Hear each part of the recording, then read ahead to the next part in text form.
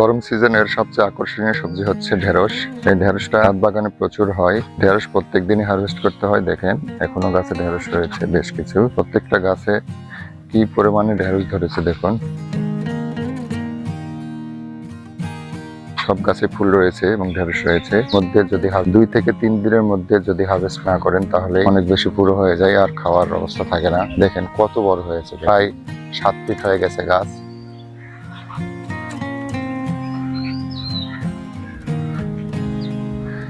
এই গাছগুলোর পাশাপাশি আমার আরো কিছু গাছ রয়েছে যেগুলোতে কেবল ঢেঁড়স আসা শুরু করেছে। দেখুন এই গাছগুলো পরে লাগানো, অনেক সুন্দর জোর ধরেছে, দেখুন সবুজ হয়েছে। এগুলোতেও ফুল আসা শুরু করেছে।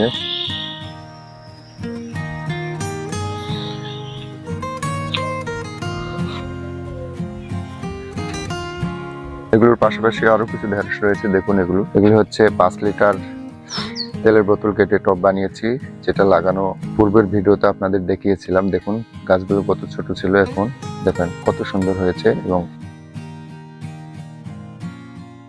গাছগুলোতে ঢেঁড়স চলে এসছে।